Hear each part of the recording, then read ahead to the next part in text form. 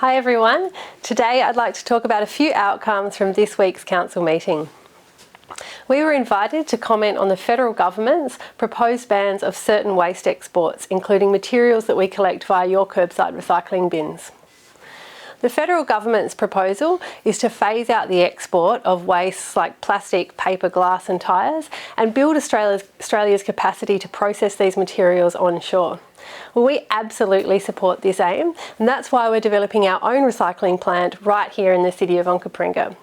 But in our submission, we have raised some concerns about the proposed implementation and the possible cost to councils and the waste and recycling industry.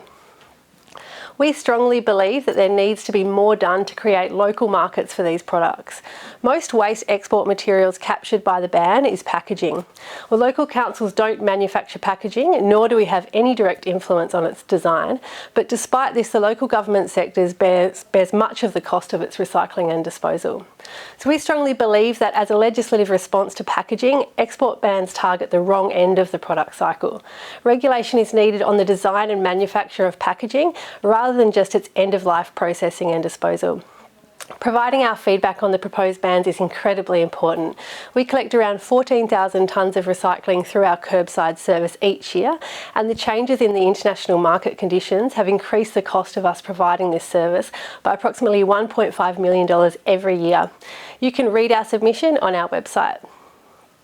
Also this week, we reviewed the proposed changes to the draft development plan amendment for the former winery site at Old Ranella following our community consultation and approved it subject to these changes. This development plan amendment changes the current zoning of the land and provides a concept plan to guide future land use. The alterations respond to some of the concerns from our community and also from our elected members. Some of the proposed changes will include increased open space, increasing the minimum allotment sizes and the rear setbacks, retaining Burgoyne Drive access to be used as the primary residential access, removing the public collector road on the concept plan and replacing it with a resident-only access connection to Padalatinga Road, increasing the space between existing and new homes, and increasing the rear garden sizes in areas adjoining existing homes. The proposed changes to the development plan for the site, along with a summary of our consultations, will now be sent through to the Minister for Planning for approval. Minister Knoll may accept the development plan amendment as submitted by us, or he may propose amendments. So we'll let you know when we have an outcome. This week we also approved the feedback our council will provide on the state government's draft planning and design code.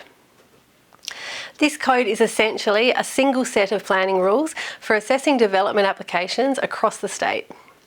We've taken into consideration our recent policy work on medium density housing, engagement with our communities, our historic areas, landscape and the environment. You can read our submission on the draft planning and design code in the council agenda on our website. There's an excellent executive summary that provides a simple snapshot of what our key issues are.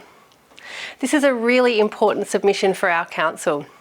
The planning reforms have the potential to impact our community significantly, and we want to make sure that we influence the development policies that will apply in our city.